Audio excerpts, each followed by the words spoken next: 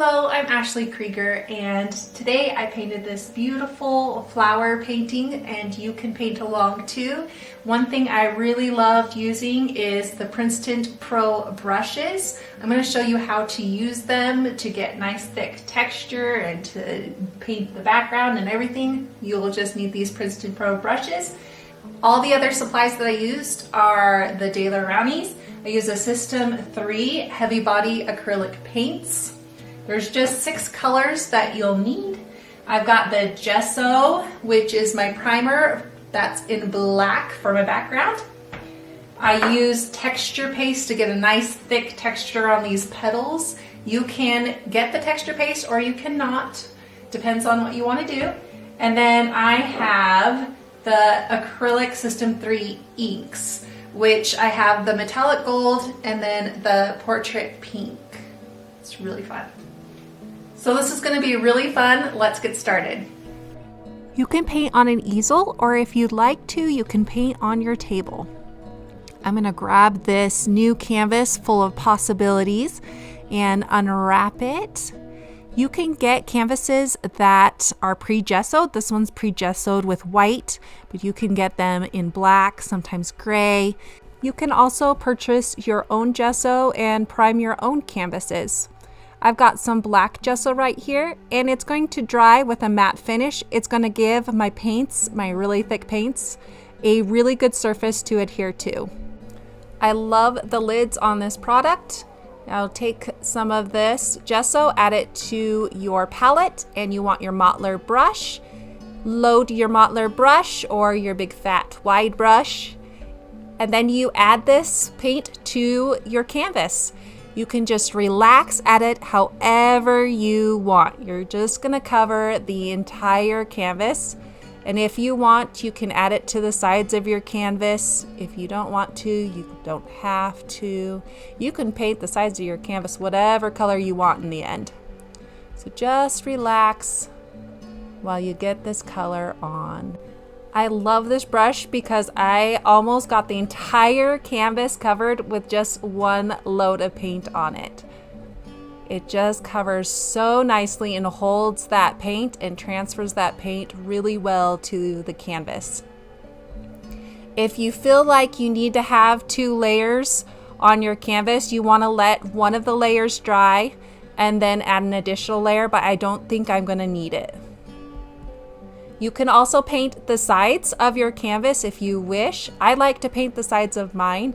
You can paint them black, or at the very end you can paint them whatever color you want.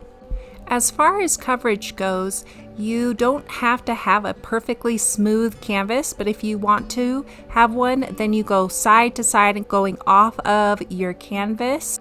On the sides you do the same thing, but of course you have shorter brush strokes to go off of the canvas. And then just make sure all the white is covered. But remember, you're going to cover the entire background with rose petals, so it's not a big deal if it's not perfect. This is the kit that I got for painting today.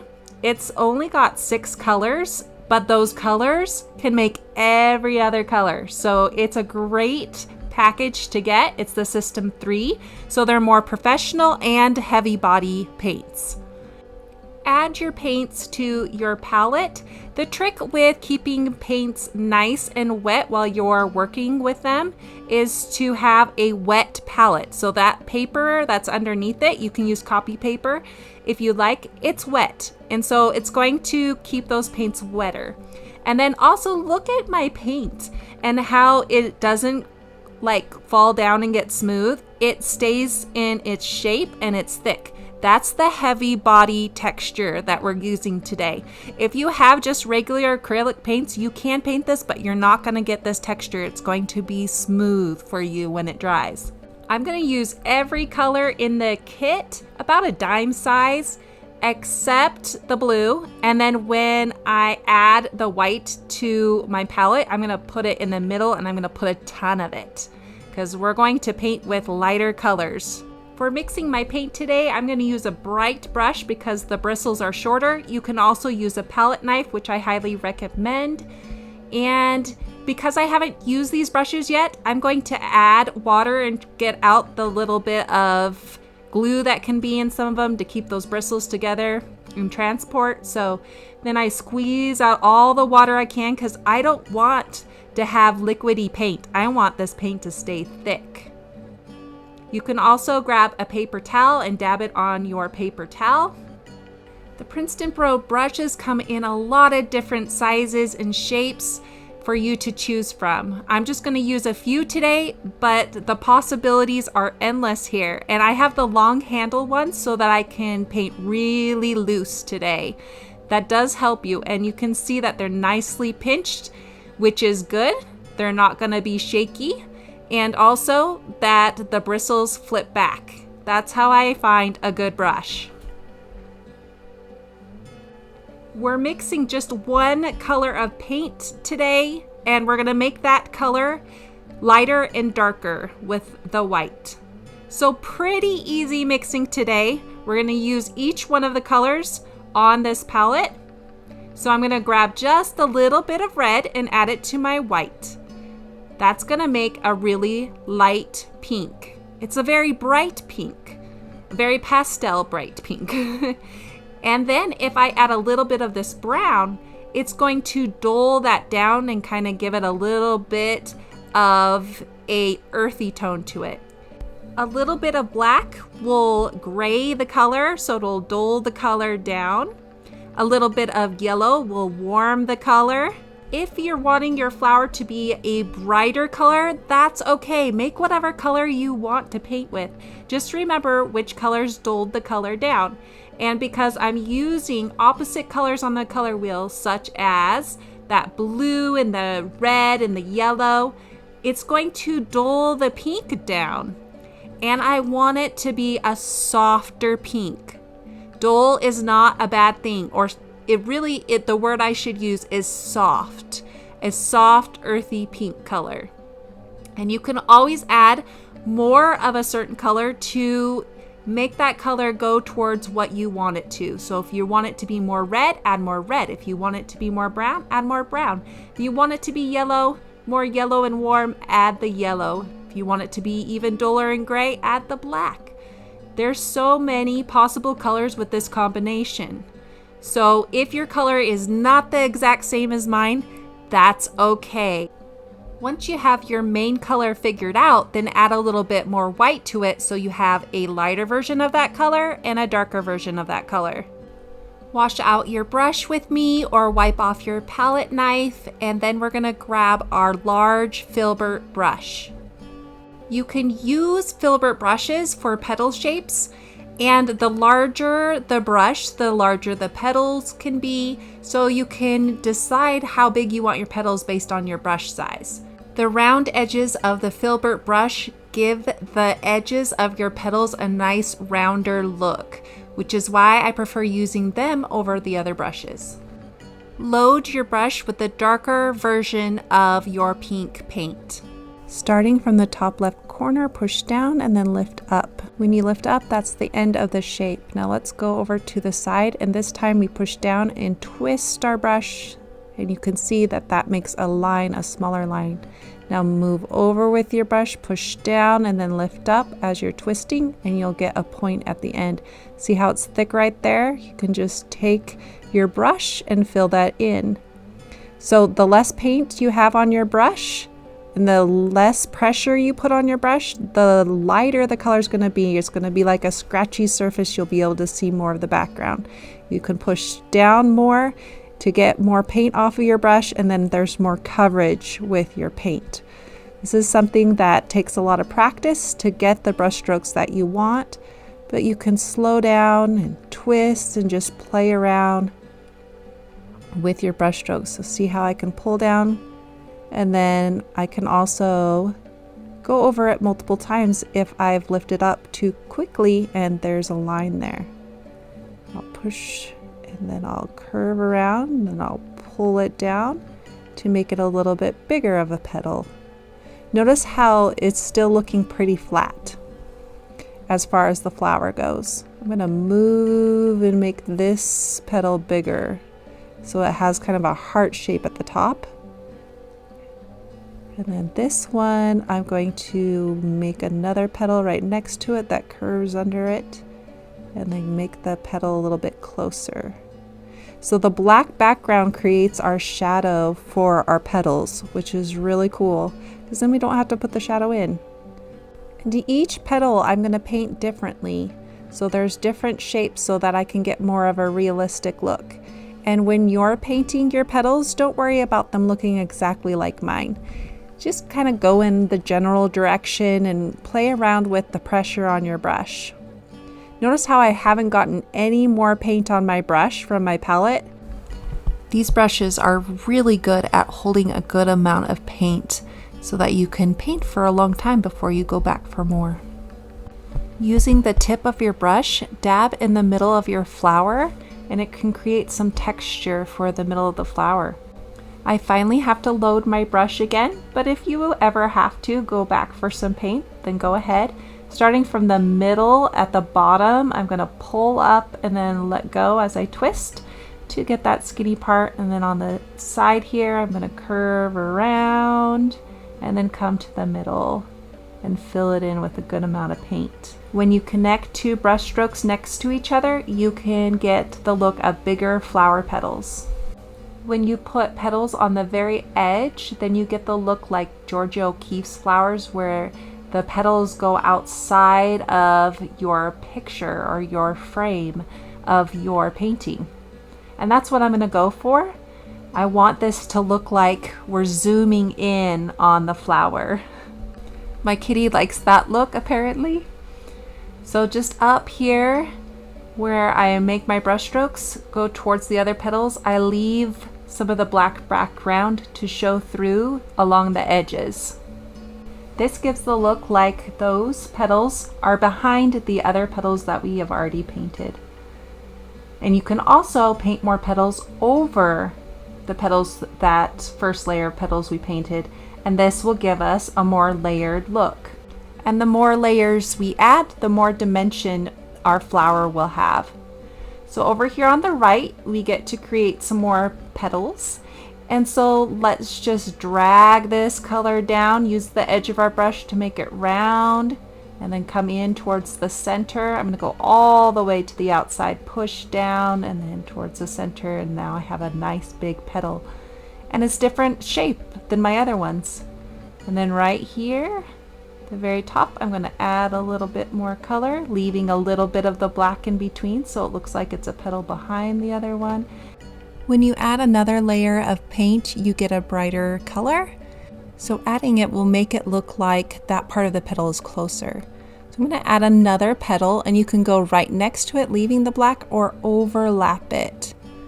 So I'm going to overlap mine, grab a little bit of more paint on my brush, and then come towards the center. And you're always welcome to reshape any of your petals that you don't like the shape. We only have the bottom right now to do, so I'm going to load my brush again, and then I'm going to start at the bottom corner and come in with a wavy line here and fill it in. So I curve around like this and then fill it in with my paintbrush. Now I have a very large petal. Right above that petal, I'm going to add another petal. I'll load my brush again, and then come over from the very edge of the right side and then just bring in that color, filling in the area, leaving just a little bit of gap that's black. Come down and get rid of some of the gap that's black down here at the bottom. I'm going to bring this petal down a little bit more. It's on the bottom left. So I'm basically just kind of filling in some of the gaps and adding more layers. So here's another layer. Overlapping the petals behind it, you can also put some petals behind the petals that you have. So I'm going to do that on the bottom right here, just pulling in some color but leaving some black in between the petal that's already down. Adding layers on top of layers is always going to lighten because of the black background, so you can see when I dab the center of the flower that it's going to lighten the center. With the lighter pink, load that same brush as much as you can, so that you have a big glob of paint at the end of your brush. Now we're going to add this paint shorter than these petals, behind it and overlapping the petals. Right here, just kind of dislodge the paint. I'm moving the brush around just to get it to dislodge and then go towards the center. If you would like to change the shape of your petal, you can always do that. So I'm going to add a little bit more of an edge right over here, make the top a little bit of a heart shape and come in towards the center. Sometimes you only see the back side of a petal, especially with this lower part next to the center of the petal. So we're going to overlap a little bit and bring the shape that's just short right here. So we're seeing the back side of that petal. And then I'm going to add another petal where we're only seeing the very edge back side and overlap these other shapes. Notice how adding in these shapes is adding more dimension into the painting. So over here, I'm going to add another small petal coming in towards the center. And I just want to take the sides of that petal and bring it towards the center, not the whole thing. And that will also create the look of shadow in my petal. So I have petals all around the center now. Now I'm going to grab my smaller Filbert brush and load it with paint. I'm going to use some of the paint off of this brush. And let me show you real quick. If you go over your petals, then sometimes it can take away some of that dimension and make it look flatter. And you can always go back in and add more of the black in it to create more dimension. And again, when I'm creating these petals inside the flower, I'm making sure that each petal is unique. So different shapes, different sizes, different layers. So this petal that's going to go across right here, notice how you don't have that separation or that gray separation. You can see some of the petals behind it.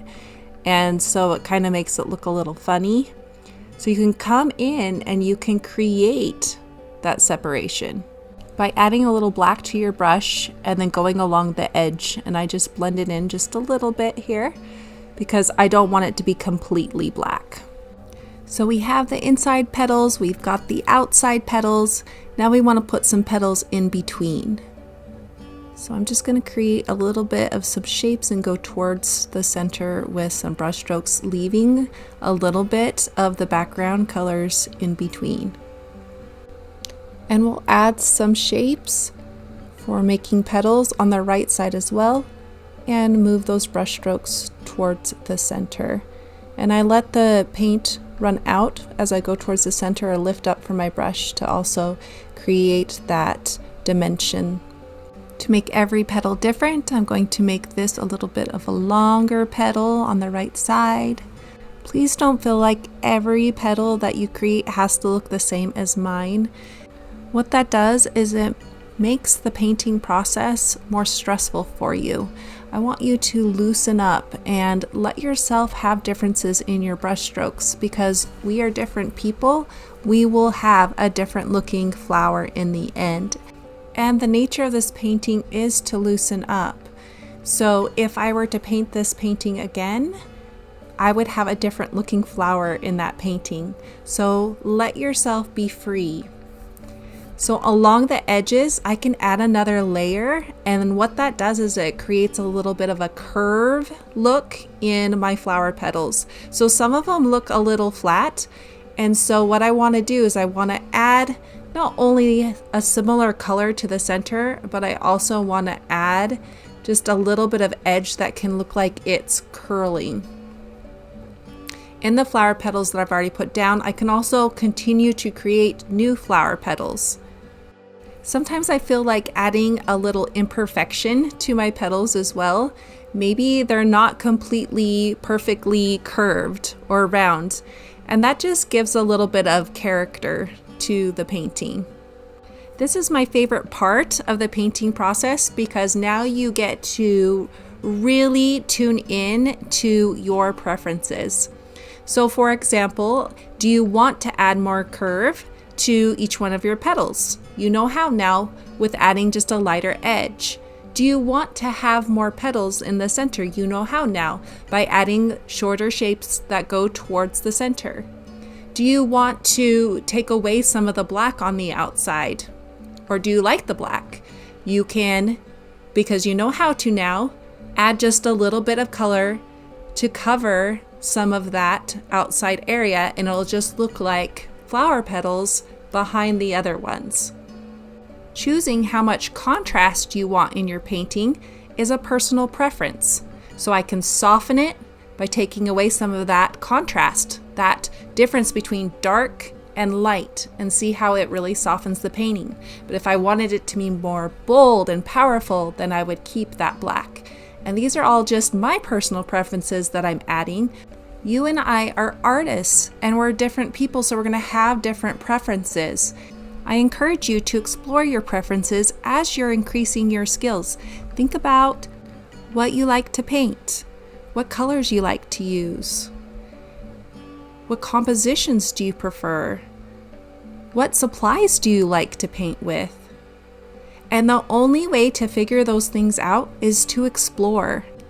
You're welcome to follow along as much as you'd like to, or to go your own direction as you finish up your flower. If you feel like your flower is getting really messy, I suggest letting the underlayer dry, and then you can go over the top with more dimension or color or adding more shadow.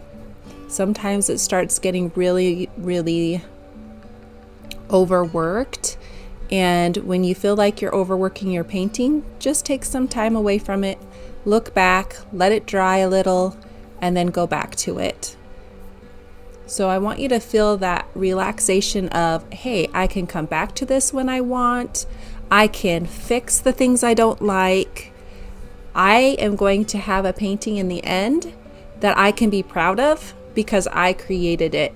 And enjoying the process is what painting is all about. It's not about perfectionism or trying to get something to look like something else in the end. It can serve you, and that's what you want the art to do, is to serve you, helping you relax, helping you create, helping you learn something new. It's not about stressing yourself out. That's not fun, and it makes the thing that we created unlovable in the end.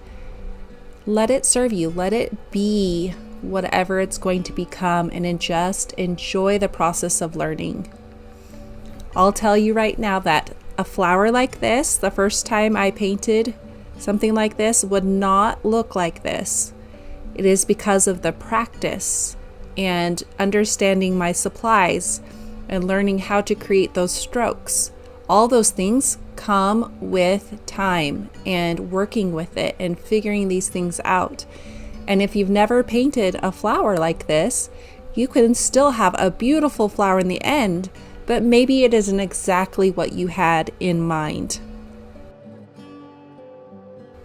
And to help you let go of some of the stress around making these petals, let me just create a petal that I really don't like here.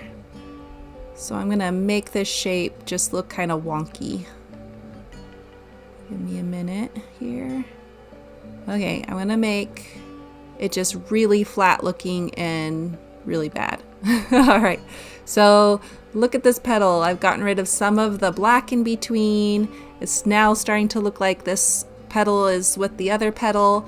Now, you can grab a different brush, clean brush. You could use your other brush and clean it off.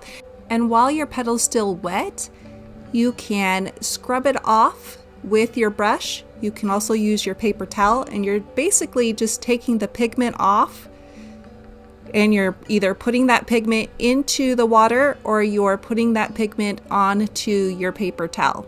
So you're basically using your paper towel or your brush as an eraser.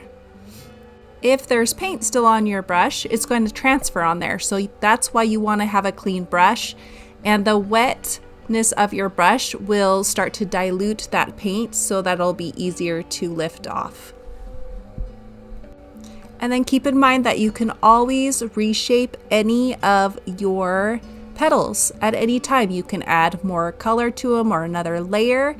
If you add the white, of course, along the edges, it's going to make that edge stand out, look like it's curling. If you have lost some of the dimension in your petal, you can add black to your brush and then put that back in. Now I'm going to show you some fun supplies you can use for finishing touches. This is texture medium and it makes your paints really thick. So if you like to have really thick texture, this is what you can add to any of your colors, and you can load your brush or use a palette knife with it. I'm going to use it to add a little bit of dimension to the very outside of my petals, so I'm applying this really thick. You'll notice also that I have added a little bit of white to my lightest pink color so that these thick areas of the petal really stand out.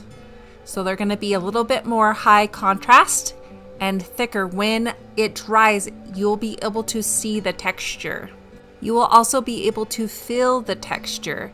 So this is just a really fun additional layer to add at the last step. Now you can add this if you'd like. You don't have to. And if you want to be more precise, you can move down to your small round brush. That's how you can control where the texture goes. As the bigger brushes will cover a wider area, the smaller brushes will cover smaller areas. And where you add some of this texture is going to make those petals look more curled. So I'm going to add it to some of my petals, not all of my petals. If you want a similar look but you don't have the texture medium, just go ahead and add more white to your lightest pink and you'll still get a little bit of that look without having the texture. To create a little more harmony in my painting, I am going to add a little bit of the texture to some of the outside petals. And the more that you add of this lighter color, the lighter your flower is going to get. So keep that in mind and paint according to your preferences. As a little bit of texture and a lot of texture both look great. And a darker flower looks great and a lighter flower looks great. So you won't go wrong. Lastly, I'm going to show you how to use the acrylic inks, which are a really fluid paint. So I want to have my painting flat on my surface. Otherwise, acrylic inks are so fluid that they will drip, and that's not the look I'm going for. So you want to stir your acrylic inks before you start. And these bottles have a dropper tool, and I'm just going to focus on adding little dots in the center of my flower.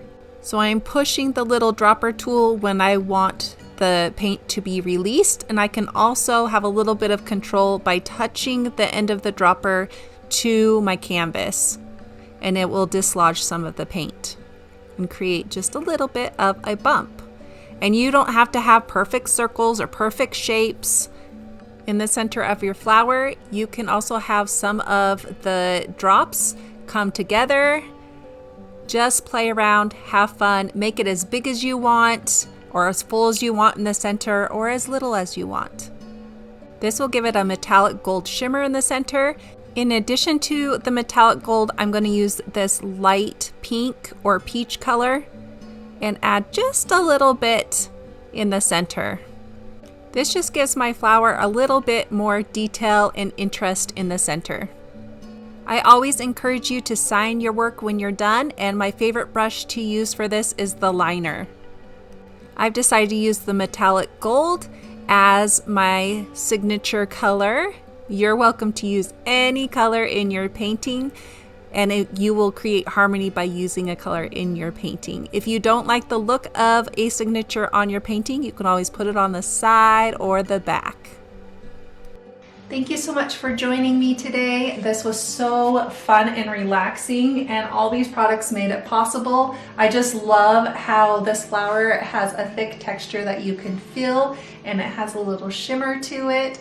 I hope that you enjoyed it just as much, and thank you for creating with me.